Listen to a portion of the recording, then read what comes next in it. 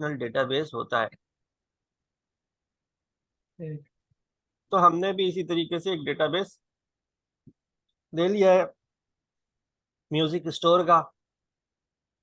तो इसमें आप अगर देखें, एल्बम है, कस्टमर है, एम्प्लॉय है, जेनर है, इनवाइस है, मीडिया टाइप है, प्लेलिस्ट है। इस तरह से 11 टेबल हमारे पास आ रहे हैं। 11 12 है ये मेरे ख्याल। ठीक है ना। अगर आप देखें एल्बम में जाके और एल्बम को राइट माउस क्लिक करके मैं कहता हूँ कि टॉप 1000 रोज मुझे दिखाओ,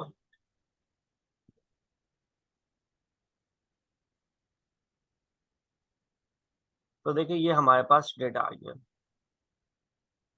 ये सारा डेटा है। इनवाइस में अगर आप चेक करें,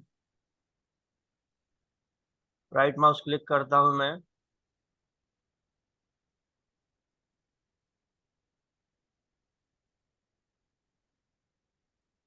टॉप 1000 रोज, तो ये देखें ये इनवाइस का डेटा है।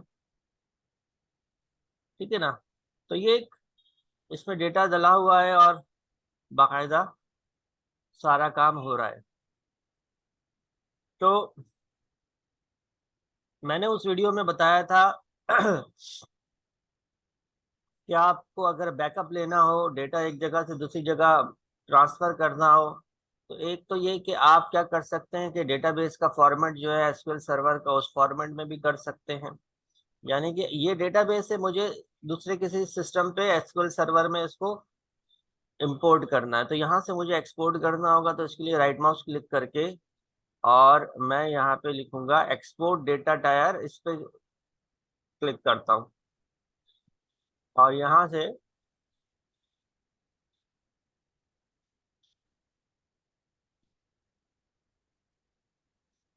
मैं इसको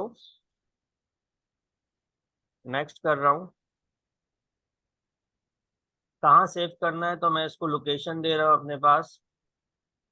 और यहाँ एसक्यूएल लर्निंग का एक फोल्डर बना हुआ है और मैं यहाँ पे म्यूजिक अंडरस्कोर स्टोर पे क्लिक करता हूँ, नेक्स्ट करता हूँ, फिनिश करता हूँ।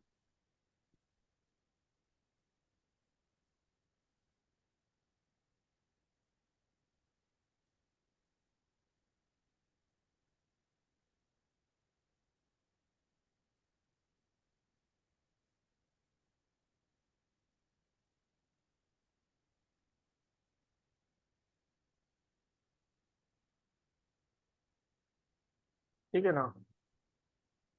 तो ये मेरे पास जो है एसक्यूएल लर्निंग के अंदर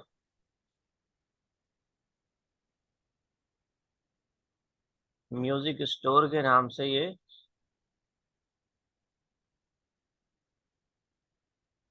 रहा, म्यूजिक स्टोर के नाम से ये हमारे पास आ गई फाइल। इसको मैं उठाता हूँ, देखता हूँ कि ये फॉर्मेट, हाँ ये फॉर्मेट व्हाट्सएप पे जा रहा है। तो ये आपके पास इस तरह से आ गया। इसको आप डाउनलोड कर लेंगे, आपके पास डाउनलोड हो जाएगा। ठीक है ना। जब आपके पास डाउनलोड हो जाएगा तो आपने जाना है अपने पास एसक्यूएल सर्वर में, डेटाबेसेस में, यहाँ पे राइट माउस क्लिक करना है और आपने करना है क्या, इंपोर्ट डेटा टायर एप्लीकेशन, और यहाँ पे नेक्स्ट करके आपने वो लोकेशन दे देनी है जहाँ पे आपके पास डेटाबेस है। तो आप डाउनलोड कर लेंगे, जिस लोकेशन पे डाउनलोड होगा वहां से आप कर लेंगे। मेरे पास एसक्यूएल लर्निंग के अंदर ये रखा हुआ था, तो मैं यहाँ पे जाता हूँ और ये रहा म्यूजिक स्टोर, और इसको नेक्स्ट करता हूँ और इसको नेक्स्ट करता हूँ, फिनिश करता हूँ।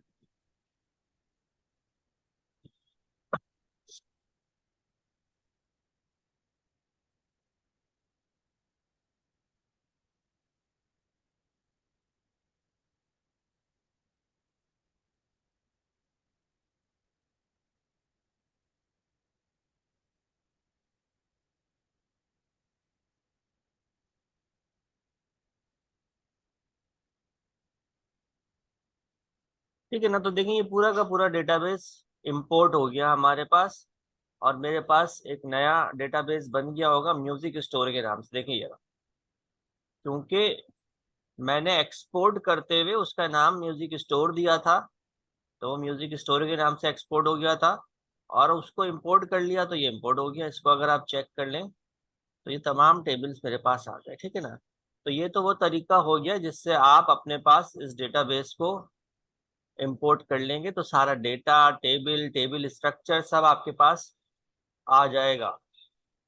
उसी के साथ साथ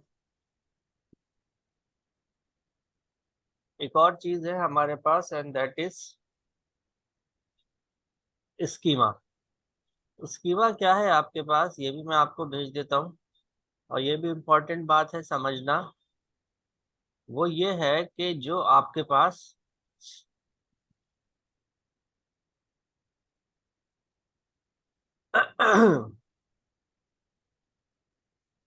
जो आपके पास 12-13 टेबल हैं, वो ये है सारे।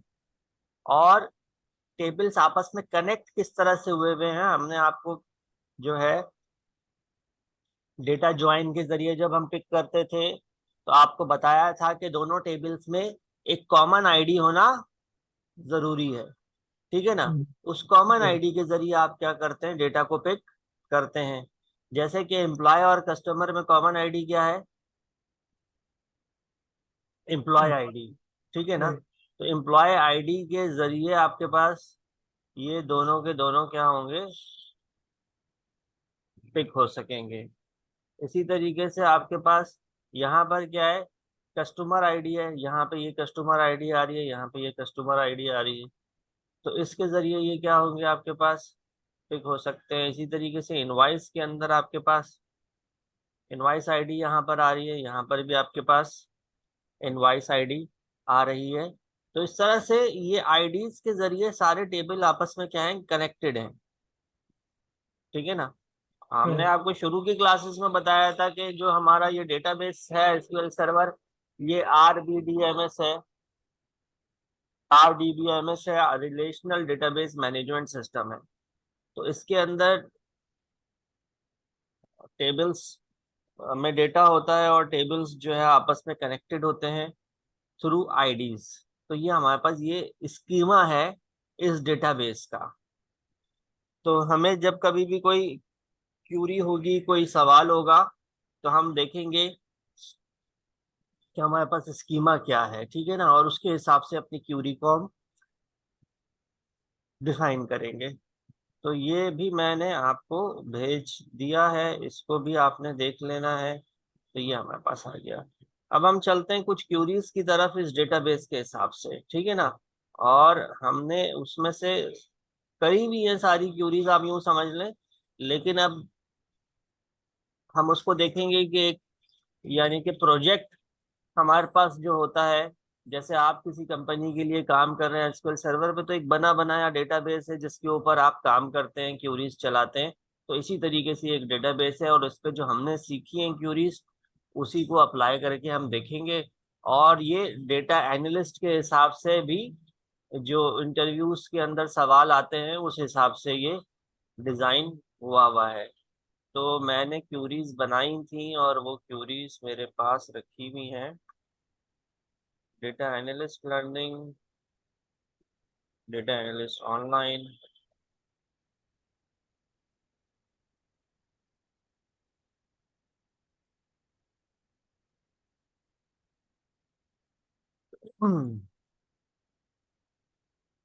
एसक्यूएल लर्निंग के अंदर है मेरा ख्याल है। और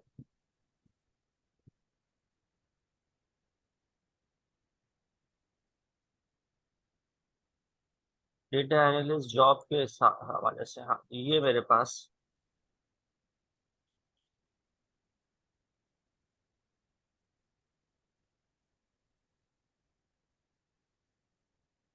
ठीक है ना। तो हमारे पास यहाँ पे डेटाबेस जो सिलेक्ट हुआ हुआ है वो म्यूजिक स्टोर सिलेक्ट हुआ हुआ है, ठीक है जी। म्यूजिक स्टोर में भी हमारे पास सेम टेबल्स हैं। और देखिए, इसमें जो सवाल मेरे पास सबसे पहले आ रहा है वो ये आ रहा है कि हमें ये चेक करना है कि सबसे सीनियर मोस्ट एम्प्लॉय कौन सा है।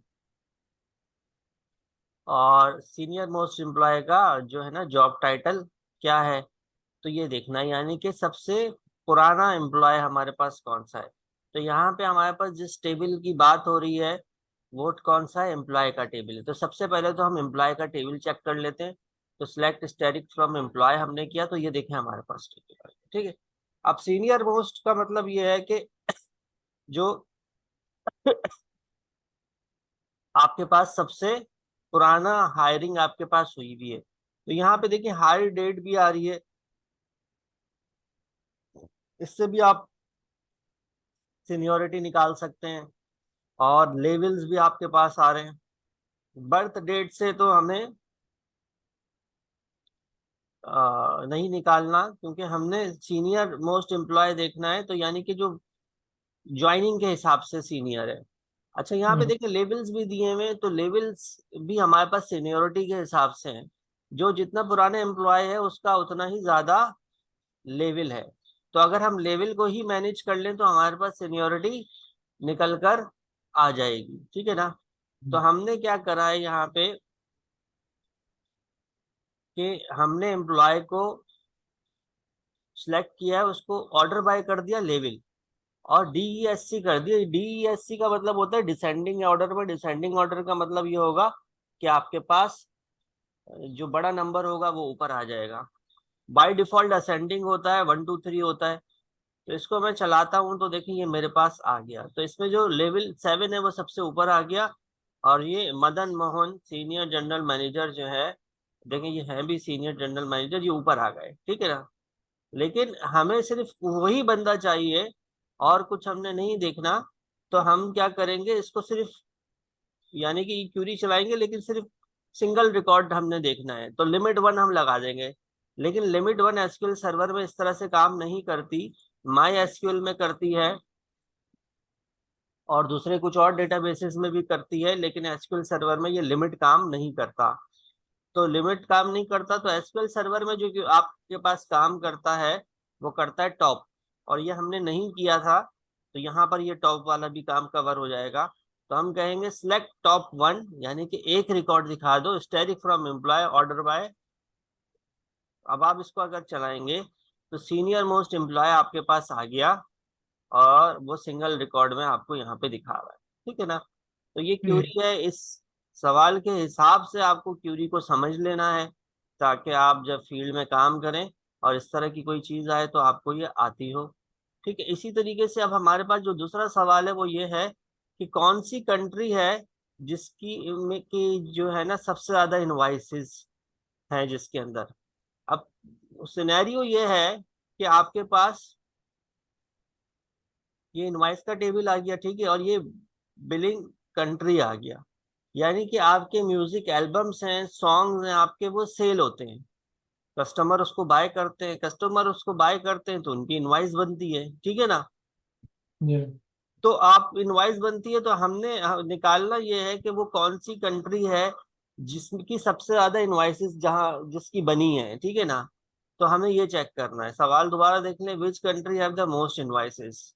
तो इनवाइसेस का जिक्र आ गया, तो सबसे पहले इनवाइस के टेबल को चेक कर लेते हैं कि उसमें क्या फील्ड्स हैं। ये इनवाइस का टेबल है, इनवाइस आईडी आ रही है, कस्टमर आईडी आ रही है, ठीक है ना। और यानी कि किस कस्टमर ने खरीदा है, उस कस्टमर का एड्रेस क्या है, उसकी सिटी क्या है, उसका जो है ना स्टेट क्या है, उसका कंट्री क्या है, पोस्टल कोड क्या है, और टोटल उसने यानी कि कितने डॉलर का म्यूजिक खरीदा है, सॉन्ग खरीदा है। तो ये जो है $15 का। अब यूएस से एक से ज्यादा दफा आ रहा है, ठीक है ना, और कस्टमर बहुत सारे हैं। तो हमने चेक ये करना है कि कौन से कंट्री ने सबसे ज्यादा इनवाइसेस बनी है। तो देखिए इसके लिए मैंने क्या लगाया, एग्रीगेट फंक्शन है आपके पास काउंट का, और ये लगा दिया बिलिंग कंट्री के ऊपर। तो हमने क्या कहा है कि भाई कंट्री को काउंट कर लो, और उस कॉलम का नाम क्या दे दो, number of invoices, comma, billing country. और एक तो उसका काउंट कर लो, फिर बिलिंग कंट्री शो करवाओ, और from invoice group by billing country. यानी कि बिलिंग कंट्री को क्या कर देगा, वो ग्रुप कर देगा, और ग्रुप करके उसके साथ आपको काउंट करके बता देगा कि किस कंट्री कि कितनी दफा इनवॉइस बनी है। Order by number of invoices, और जो है नंबर इनवॉइसेस क्या है, नंबर इनवॉइसेस वो कॉलम है जो अभी आपने यहाँ पे बनाया है काउंट के साथ, उसके जरिए आप इसको ऑर्डर कर रहे हैं और डिसेंडिंग में कर रहे हैं।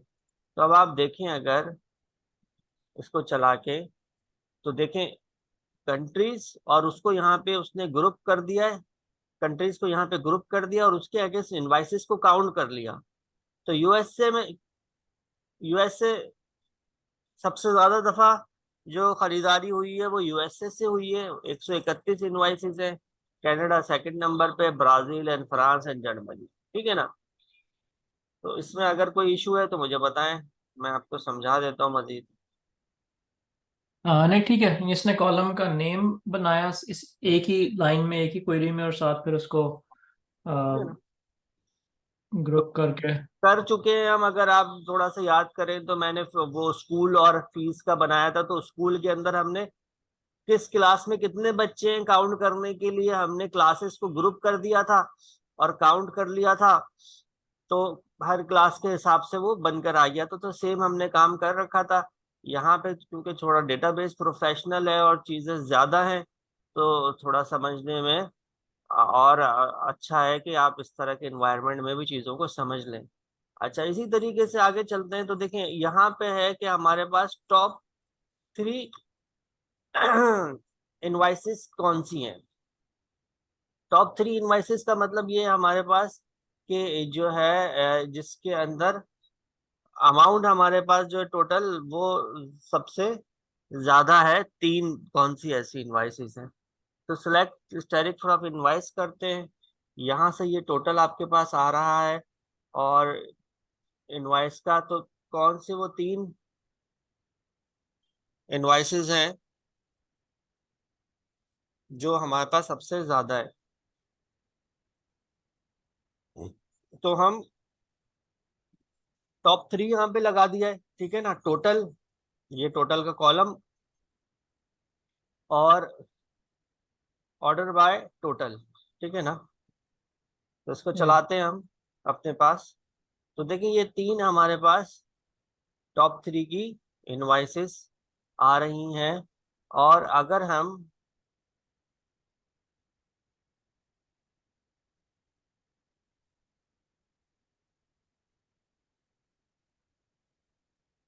यहाँ पर साथ में कोई और कॉलम भी देखना चाहें,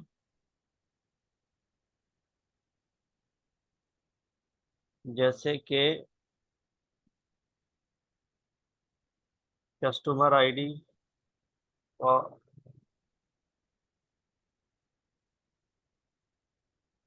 बिलिंग कंट्री, तो हम वो भी देख सकते हैं। ठीक है ना। तो ये टॉप 3 इनवाइसेस है। कस्टमर आईडी क्या है उनकी और कंट्री क्या है उनकी, वो भी हमारे पास यहाँ पर आ रहा है। यानी कि वो 3 इनवाइसेस जो सबसे ज्यादा अमाउंट जिनके अंदर है वो इसके अंदर आ रहा है। इसी तरीके से देखें, जो अगला सवाल है हमारे पास वो थोड़ा सा लेंथी है। हम ये कह रहे हैं कि which city has the best customers. ठीक है ना।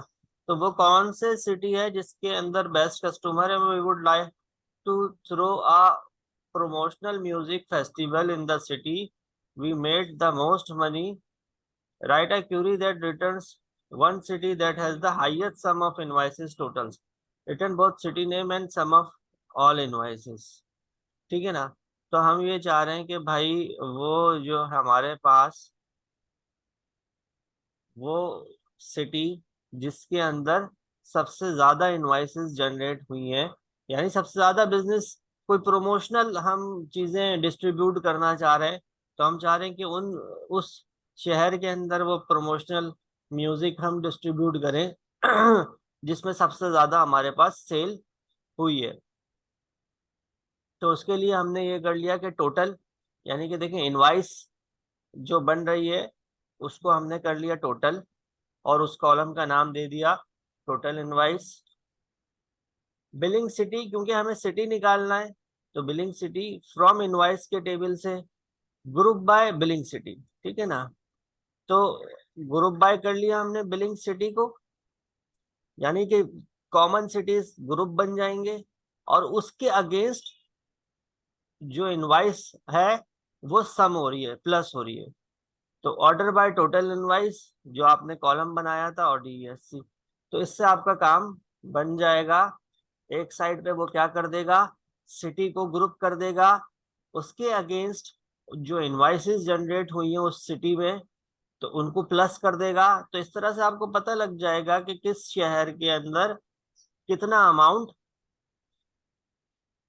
जो है आपके पास आया है, यानी आपकी सेल हुई है। और उसको आपने ऑर्डर बाय कर दिया डिसेंडिंग के अंदर, तो वो आपको हाईएस्ट अमाउंट सबसे ऊपर दिखा रहा है।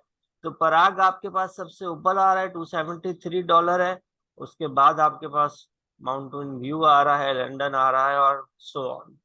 ठीक है ना।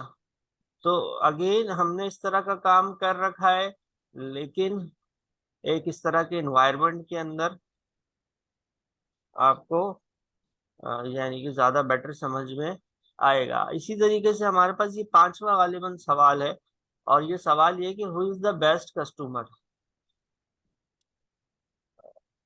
The customer who has spend the most money will be declared the best customer. Write a query that returns the person who has spent the most money. यानी कि सबसे ज्यादा जिस कस्टमर ने आपका म्यूजिक बाय किया है तो वो कौन है। ऑब्वियस सी बात है कि जिसका इनवाइस अमाउंट ज्यादा है, और या एक से ज्यादा दफा उसने बाय करा है और मिला के उसका इनवाइस अमाउंट आपके पास ज्यादा आ रहा है, तो वो कौन सा है। तो अब देखें, बात यह है कि इनवाइस अमाउंट और कस्टमर। तो अब आप देखें, अगर यहाँ पे जाके तब आपको कस्टमर की डिटेल चाहिए, तो ये कस्टमर की डिटेल आ रही है। लेकिन अगर आप इस कस्टमर की डिटेल में देखें तो आपके पास यहाँ पे इनवाइस अमाउंट नहीं आ रहा है। ठीक है ना। ठीक है, इनवाइस अमाउंट आपके पास कहाँ आ रहा है, यहाँ आ रहा है, ये टोटल आ रहा होता है आपके पास। तो आपको ये चाहिए कॉलम टोटल वाला, ठीक है। और आपको कस्टमर की डिटेल चाहिए, तो कस्टमर की डिटेल कहाँ से मिलेगी, यहाँ से मिलेगी। और इनवाइस की डिटेल कहाँ से मिलेगी, यहाँ से मिलेगी। ठीक है ना। आपको क्या चाहिए, वो कह रहे हैं कि भाई उस बंदे का नाम बताएं, वो बंदा बताएं कौन सा है जिसने सबसे ज्यादा पैसे खर्च किए। तो वो बंदा कौन सा है, उसका फर्स्ट नेम लास्ट नेम आपको यहाँ से मिलेगा, और सिटी स्टेट सब कुछ यहाँ से मिल जाएगा। ठीक है। और उसने खर्चा क्या क्या किया है वो कहाँ से मिलेगा, वो यहाँ से मिलेगा। और इन दोनों टेबल्स को आपस में कनेक्ट क्या कर रहे हैं, कस्टमर आईडी कनेक्ट कर रहे हैं। तो एक बात तो ये हो गई कि ये सारी चीजें एक टेबल से आपको नहीं मिलने वाली। ठीक है ना। तो आपको दो टेबल्स इसके अंदर दरकार होंगे। तो हमारे पास ज्वाइन लगेगा इसके अंदर। तो ज्वाइन लगेगा और इन दोनों टेबल से हमें डेटा रिक्वायर्ड होगा। और हमने देखना क्या है कि किसने सबसे ज्यादा पैसे खर्च किए हैं। तो हम क्या कह रहे हैं कि भाई, और हमें सिंपल वो सिर्फ एक ही बंदा ही चाहिए, तो हमने यहाँ पे सिलेक्ट टॉप वन लगा दिया। उसके बाद कस्टमर डॉट कस्टमर आईडी, क्योंकि ज्वाइन लगेगा तो आपने कस्टमर के टेबल से आईडी उठा ली, फर्स्ट नेम उठा लिया, लास्ट नेम उठा लिया। फिर आपने इनवाइस के टेबल से टोटल उठा लिया, और उस टोटल को भी आपने क्या कर दिया, सम कर दिया, और उस कॉलम का नाम दे दिया S total. From customer join, simple join लगा रहे हैं, इसमें लेफ्ट राइट इनर ज्वाइन लगाने की जरूरत नहीं है, बस दो टेबल्स को आपस में ज्वाइन कर देना है हमने। इनवाइस सेकंड टेबल आ गया। फिर आपको पता है ज्वाइन करते हुए जो दोनों टेबल्स में कॉमन फील्ड्स होती हैं वो आप देते हैं, साथ में इक्वल्स टू करते हैं, ये इक्वल्स टू हो रहा है, दोनों टेबल्स में कॉमन फील्ड दे दिया आपने। ग्रुप बाय क्या करेंगे आप, ग्रुप बाय कस्टमर आईडी करेंगे, और साथ में आपने फर्स्ट नेम और लास्ट नेम को भी ग्रुप कर देना है। ठीक है ना। तो और आपने क्या करना है, फिर ऑर्डर बाय डीएससी करना है। अब आप इसको चलाते हैं अगर अपने पास, तो आप देखें आपके पास जो कस्टमर आईडी 5 है, उस कस्टमर आईडी ने आपके पास, ये नाम है उसका, उसने $144 खर्च किए हैं। और